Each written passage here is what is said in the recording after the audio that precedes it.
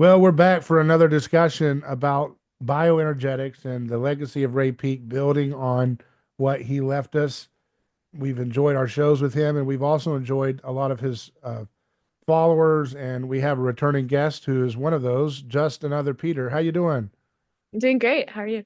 Doing great. So, I wanted to talk continually with various interlocutors, and we're going to do probably like a panel or a roundtable type thing soon, where I want to explore for folks who are Christian, who are also interested in the bioenergetic philosophy that Ray Peat and many others put together. And a lot of this stuff is still obscure, especially for Americans who are not familiar with some of the Soviet thinkers that Ray was pulling from.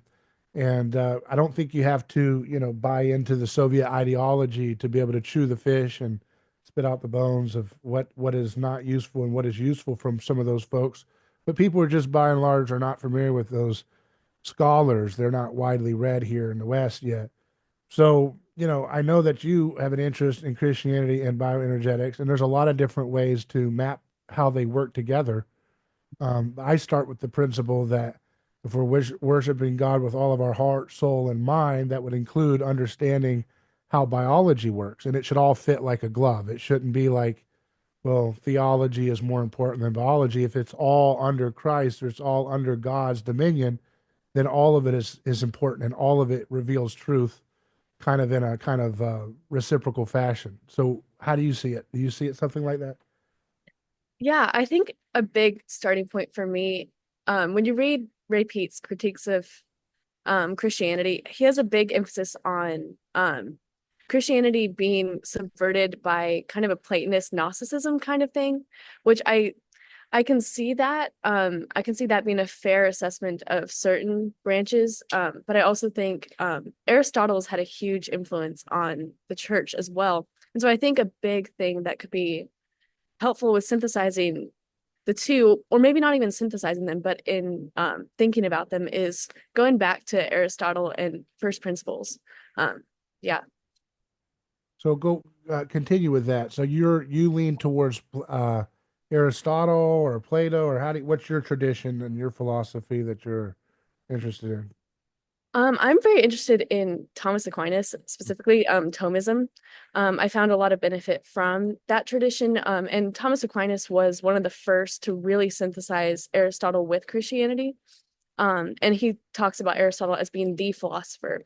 But I think he does a very good job in bringing those elements together. Um, yeah, and just synthesizing them and bringing them to a higher place. And I think that a lot of the answer to the question that we're asking can be found in that, especially with the work of later Thomists like Joseph Pieper and even Chesterton. I found to be really fantastic on that. So just map out for folks who are just generally familiar with Aristotle and Christian theology around that, Thomism, and also what you mentioned there with Ray Peat and how that could help us. How can, Aristotle and the Thomistic tradition help folks navigate kind of the entry point into how bioenergetics could play in with Christianity in general? Yeah, from my perspective, there's a big bent in Christianity against reason in general. And I think something that Aristotle and Thomism gives you is the beginning from experience, beginning from reason, which is something that's very peaty to think and begin an experience. And then reason from that to knowledge of God, knowledge of what it means to be human, knowledge what it means to be in the reality we're in. Hmm. Hmm. Um, when you look at the critique that Ray was making about there's too much Platonism or too much extreme versions of Platonism that has hijacked Christianity, what do you think he meant by that? I think he was, it's hard for me to put words in his mouth, but I think that he saw a strain that was probably more anti-empiricism or more anti-science is probably not the right way to put it, but that was separated from that idea of observing reality and then moving to knowledge from that. Instead, kind of completely would bypass that Hmm. for maybe the idea of um, kind of authoritarian. just belief, blind belief, basically. Yeah, I think that could be partly where he's coming from. Yeah. Which I think belief and faith is essential. Like, I mean, believe on the Lord Jesus and you will be saved. I think that's very important. But I think that rejecting reason reason because of that is a huge problem. So Yeah, and see, I think it kind of also it's got a lot of different ways to look at it. I take it from um, kind of an anthropological perspective that you have to study the Bible not just with the theology in mind, but with an anthropology because it's the study yeah, of man and the study of God that's revealed. And if you only approach the Bible as you're a human being and you're raised in this Christian infected world, that if you're in America or whatever, and so you're like, okay, I'm going to read the Bible, and then you assume when you pick up this book, Bible means this will tell me what God is about. And that's a theological lens you're presupposing while you read the text. And so you're going to look for theological lessons and insights. Most yeah, people don't take an anthropological starting point, right? They yeah, don't sit there and say, this book, the Bible, is going to tell me the study of man and the origins of human culture. That's not what we've been trained to see the Bible as. And when you don't have that, like a bifocal approach of both, this is a study of God, this will reveal to me the things of God, and this will reveal to me the things about man.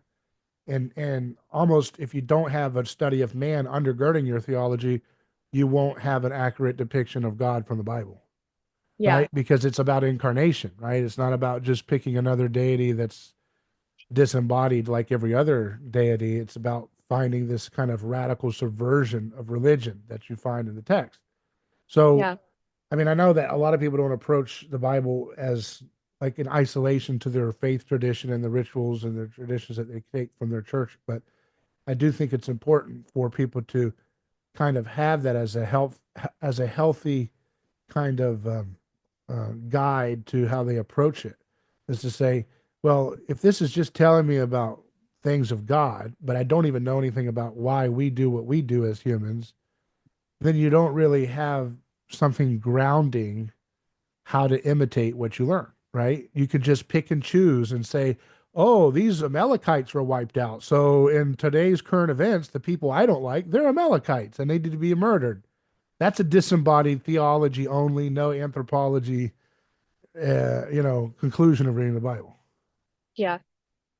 Yeah, and I think something that's really stuck with me over the years has been the beginning to Calvin's Institutes, where he says that no one can understand what it means to be human without looking to God. And you can also have no real knowledge of God without knowing what that means to be human. So there's this kind of dual thing where these things are interplaying together, knowledge of God and knowledge of what it means to be human. And those things can't be separated.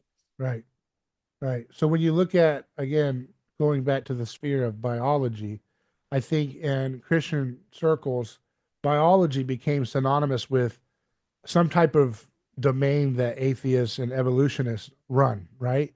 So whatever we do in there, whether you affirm some type of the establishment biological theories or whether you resist them, you're still kind of functioning with the presupposition that biology is that domain. It is the domain of evolutionists and agnostics and scientists that are kind of juxtaposed against the things of God, right? And I think that kind of separation is completely fake. It's completely a psyop that we've done to ourselves and been induced by years of bad thinking about this.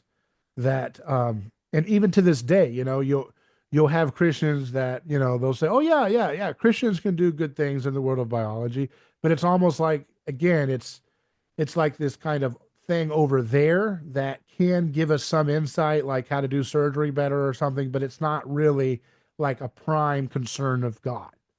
It's Yes. almost dirty. You see what I mean?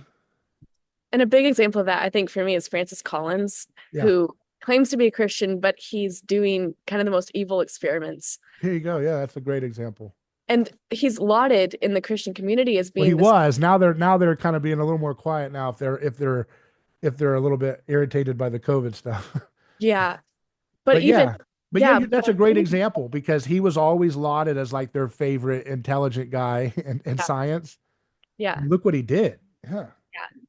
And I think like something about Ray Peat's thought about the body being holistic or viewing the body, nothing is separated. And I think Christians have to kind of recapture that, if we're going to actually make progress in this area, because otherwise you end up with someone like Francis Collins who's doing these macabre experiments and there's no real meaning for what he's doing. And I think someone like Georgie Dinkoff too, who is a Christian, and is doing these experiments from this paradigm, is a great example of what it could actually look like to start healing things, to start actually the vision in Revelation is of a tree with the leaves of the tree being for the healing of the nations. And I Yeah. think looking to the church for healing when it's not there, something's wrong. Yeah, that is. And it's sad that, there's the faith tradition of that folks believe about healing, right? And there's some that believe in the healing power of relics and things like that. And then there's Right. some church traditions in America that are like Pentecostal. They're more about belief and if you really believe. And I think all those things have truth to them, right? Like if the power of belief is a real thing, and we don't even understand what placebo really is tapping into, um, when we see its effect and being able to. I mean, I just saw another story of somebody who had like a lethal form of cancer, and he took this experimental drug, and it removed everything. The tumors were gone, and then something happened, and the drug was like pulled off the shelves or was found to be not efficacious. And when he believed it, his all of his tumors and everything came back.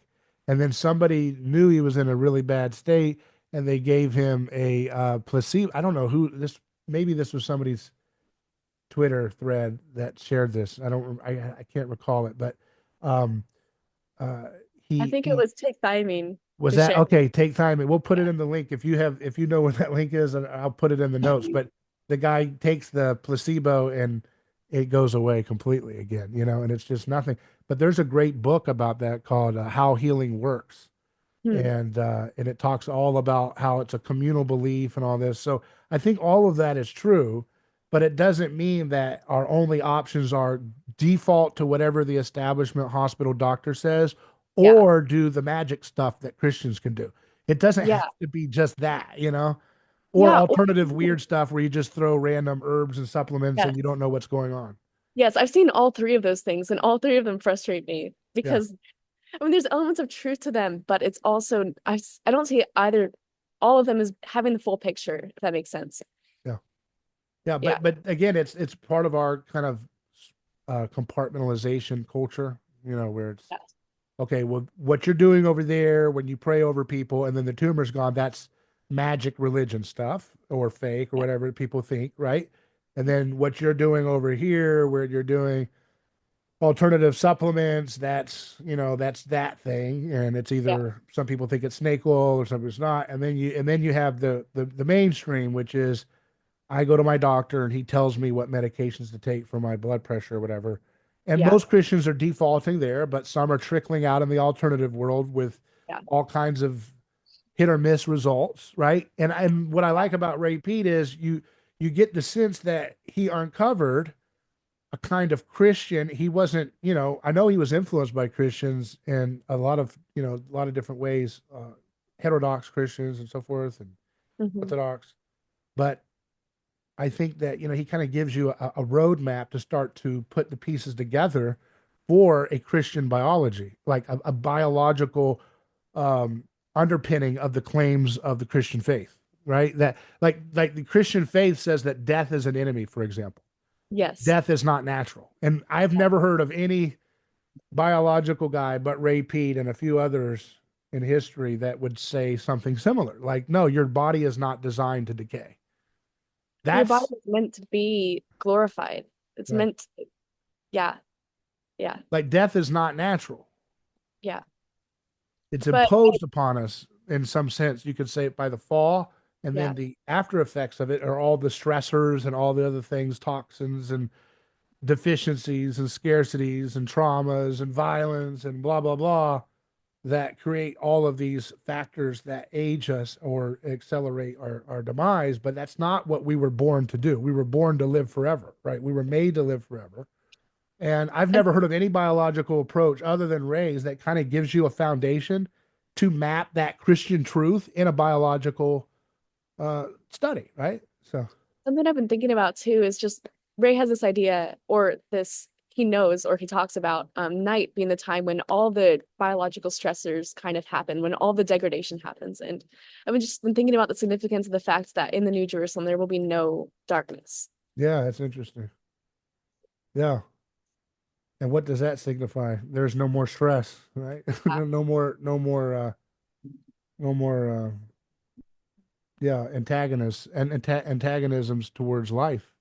Yeah. Um, and it's not the sun at that point, right? That's giving us light. It's some kind of a pure light. It's Christ Um, himself. Yeah. so that's fascinating. But going back to, again, you look at the garden, you see, I've always said, I did keto and carnivore for many years, and I was always there's a side of me that said, I want to be able to get back to the garden. If we were designed to eat in the garden, it can't be so that we are designed to be carnivores primarily. You know what I mean? Yeah. Maybe that's a way to survive, but that opens up another question, which I think underpins a lot of Christian presuppositions, not a lot of Christians' presuppositions, not Christiancy presuppositions, which is that our bodies are meant to die. Death is something that we should kind of embrace in a cycle of life way, and so therefore, medicine and our approach to our body's health should be to survive.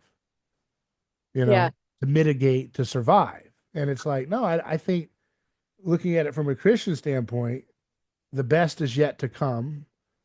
We're supposed to go beyond the garden, right? And so we're supposed to thrive.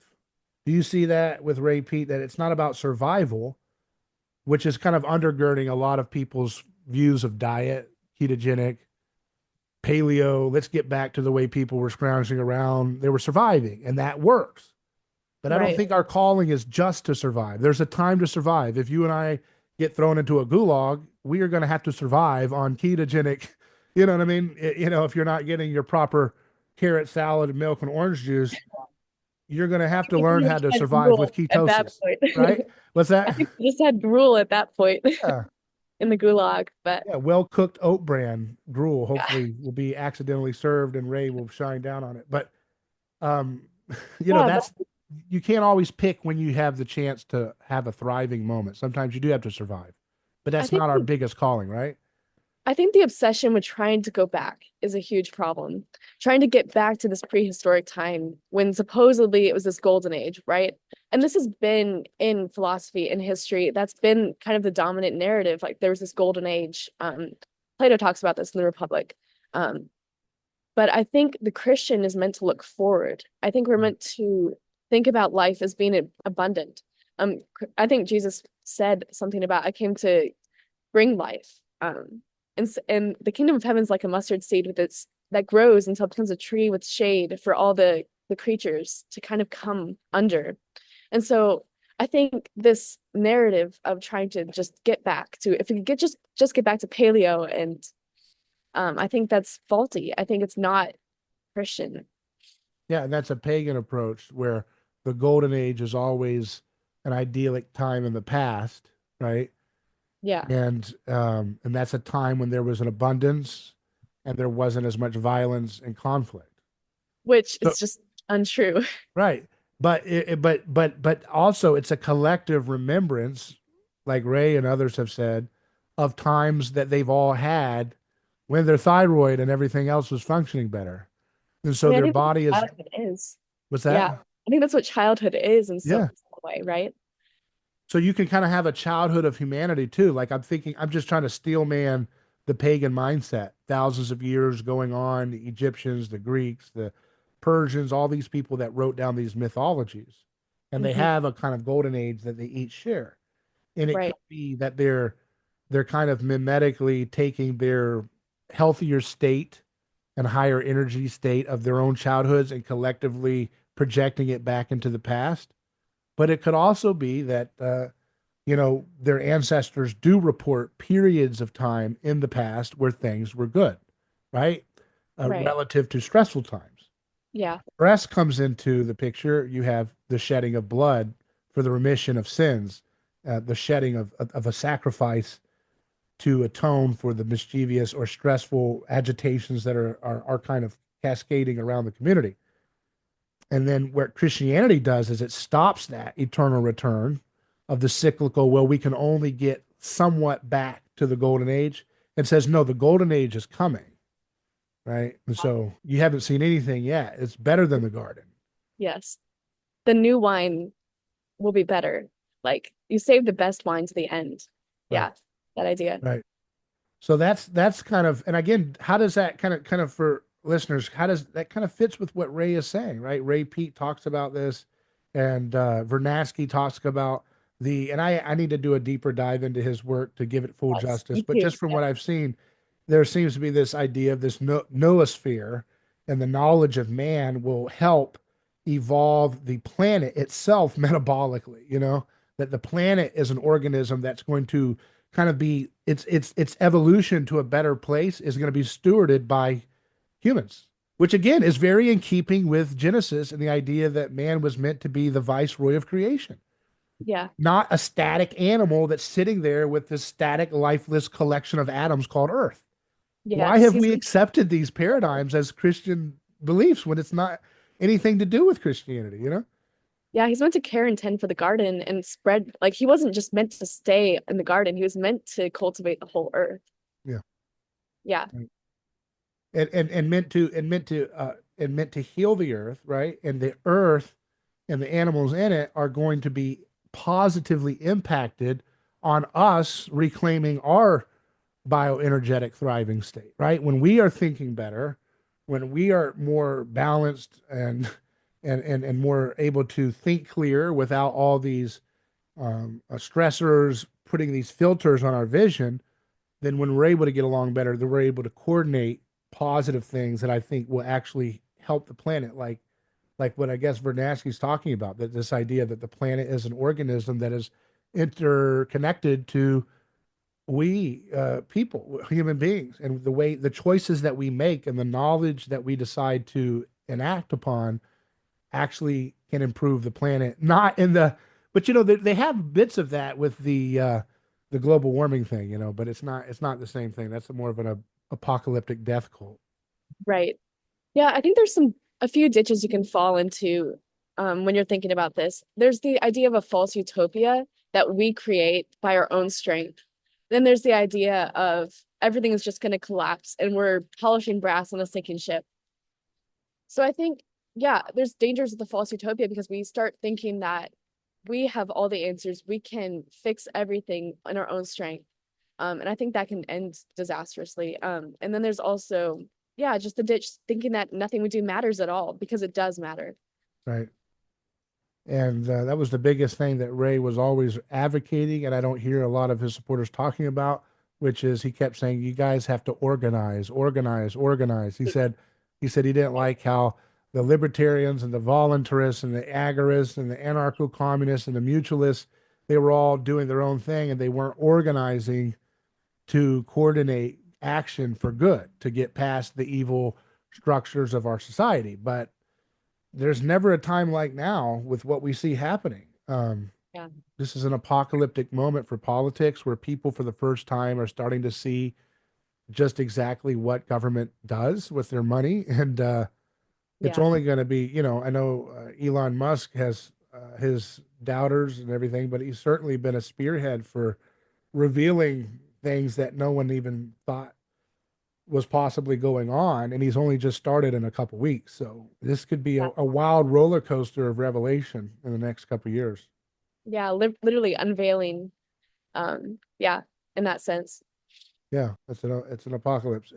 When Yeah. you look at the individual, I want to get to the individual part for a second of Yeah. some of the intersection between Christianity and bioenergetics. How does understanding the role of these different hormones and different molecules and things in your body that affect us. How does that inform and shape your a personal Christian life, like understanding sin and relationships and conflict and healing conflict and avoiding conflict and resolving traumas. That word is always used all the time on the Facebook crowd. Trauma, trauma, trauma. There was a trauma for everything. How does the understanding the biological side of this help with the spiritual growth? Yeah, I think you can't discount the spiritual side at all. But I've seen a lot of people personally who are very connected to their relationship with God, very attuned to the spiritual, very attuned to sin, but they have these physical struggles because of the environment we're in that make it very difficult for them. And I it makes me incredibly sad because I know that there's no substitute for Jesus Christ and his salvation, but when someone's suffering because of an SSRI or because of just the influx of um things opposing the beneficial hormones, it's hard for me to watch that and know that they could get benefit. They could deepen that with Hmm. if they were able to have some of those interventions or not be on the SSRIs or that kind of thing. And again, just kind of going back to your original point, you said that not to discount what Jesus does, but Jesus made those chemicals for a Yeah, reason. yeah, So it's not discounting Jesus to discover that he actually designed this or that to help you have a balanced, clear-headed mind. And the balance, again, the intersection, again, this is something that we've borrowed in our Christianity of dualism. There's the mind and the body, or mind and body, or body and spirit, and those things cannot touch. They're two yeah, different parallel tracks. And it's like the Christian thing is it's much more interconnected, right? And so yeah. when Jesus resurrects, he's got a spiritual body, but he's eating fish and It's a he has physical body. wounds, right? So he Yeah, has wounds. There's some type of healing effect that's going on a physical body, but yet it's spiritually complete. So, yeah, so this idea that, well, if that's a thyroid issue, I'm discounting the devils. I mean, I think that's a totally false yeah, dichotomy people make. yeah, yeah. And I think there are chemical things that can open you up to the demonic, and there are chemical things that can make you more at peace. And I think those both of those things are true. And it turns out too that there's blessing that comes from walking and living in God's way. So I was thinking about this recently because of the study, or just women basically make more progesterone in pregnancy, and the longer or the later you have kids, the more progesterone you will have. And no one's saying that women have to go out and have 10 kids, but God does say to be fruitful and multiply. And there's something where, oh, there's blessing in doing that. There's actual physical blessing in living that way that comes through these hormones that God created. Wow.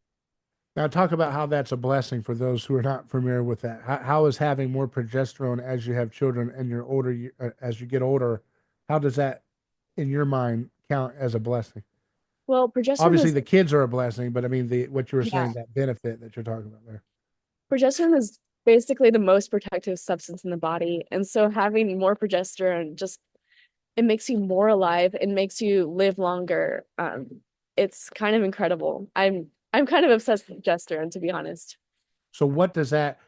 So, for folks who again who are new, I always try to keep it so multi-track. So, for what does progesterone do for the body that makes it protective against all these types of you know uh, deleterious effects and factors in your.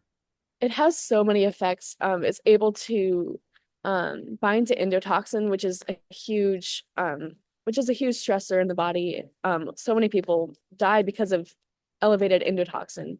Um, it's able to That's what causes, from what I understand, that's the main driver of things like insulin resistance and diabetes is endotoxin, right? it causes Yeah. massive issues. Yeah, Yeah.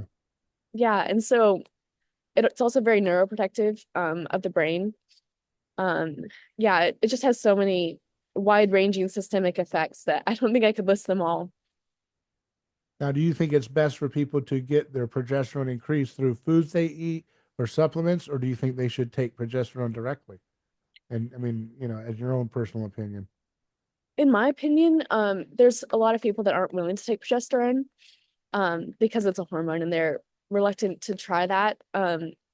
There are a lot of natural progesterone like substances, especially in oranges, so orange juice, that kind of thing.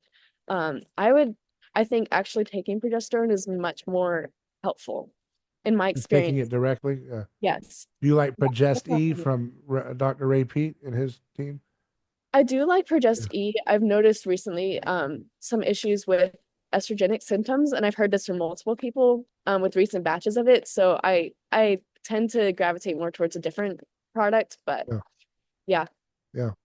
So what, what do people notice, or like how does one notice so if they're deficient in progesterone, they have excess estrogen, what will they notice if they get a good quality progesterone supplement or something? What are some of the experiences they'll notice?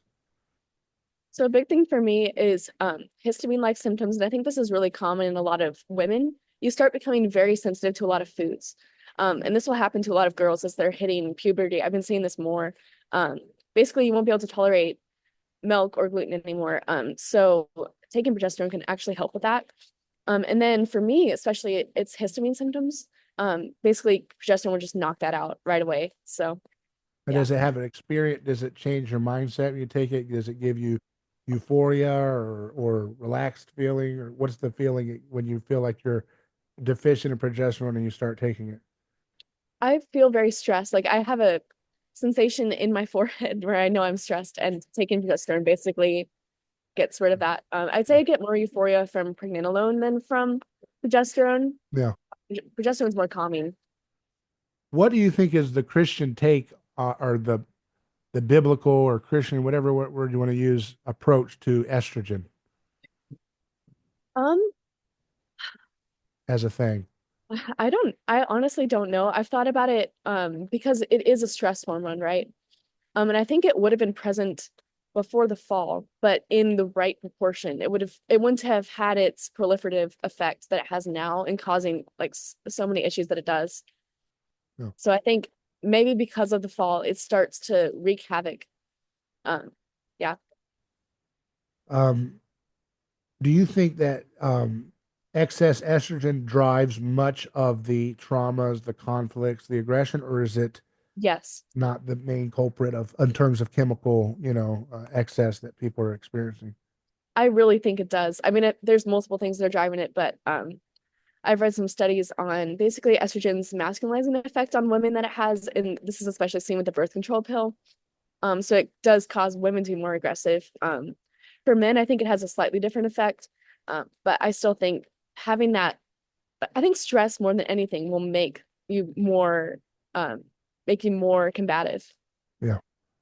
So all of those hormones, again, we can't stress this enough, in my opinion. I want folks to understand that there's always going to be conflict. There's always going to be people who, if you work in a job, they're going to want to have a rivalry with you, or, they're going to have competing desires and wanting to, think that they don't like your personality type. But a lot of these things can really be brought under a lot more control when you start taking into account the role that these endocrine system plays in how you receive insults, your your tolerance for insults, your or whatever it is, arguing, aggression, whatever. These things can be regulated when we have mastery over these different chemical signals in our body. And that I think, is not a separate topic from Christianity and spiritual discipline, you Yeah. know? Yeah. And I think there's nothing wrong with using this knowledge that we have to actually impact our behavior. It's not anti-Christian, if that makes sense. It's fulfilling Christianity, right? Because how can Yeah. you sit there and say, I'm going to pray for you because Yes. you have this horrible conflict going on, but you're not equipping your sheep and your church with the tools that, oh, actually, you and your spouse could get along better if you fix your estrogen problems or this thing or that thing, and here's how you do it.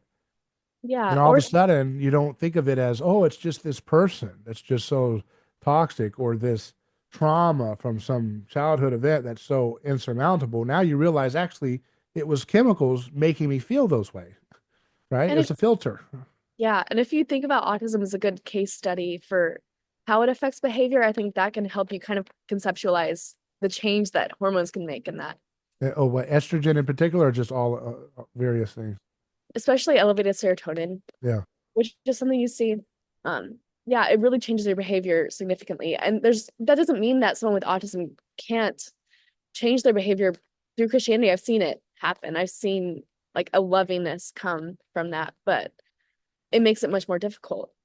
Have you seen that show with that girl that has the Tourette's and she's always yelling and calling people bald and stuff? Have you seen it I on haven't. Netflix or something? That um, she was on TikTok before that, but she's always uh, shouting out expletives at people. I wonder what that has to do. I wonder what Ray Peat would. He would probably put her on the carrot salad. You know? Imagine you would put her on progesterone. That's Yeah, my yeah. So I really appreciate all these kind of sketch of ideas that we've discussed today, and I want people to follow your work. So how can they follow what you've got going on, or any sites that you'd like to promote? So my handle on Twitter, I think, is I am just a Peter, and just another Peter is basically my username. All right. Well, I appreciate your time. It's always great talking. Thank you. That was a blast. Yeah. Thanks. And you can go to our website, aneighborschoice.com, or email us hello@aneighborschoice.com if you have a guest suggestion or recommendation for a topic. We'd love to hear from you.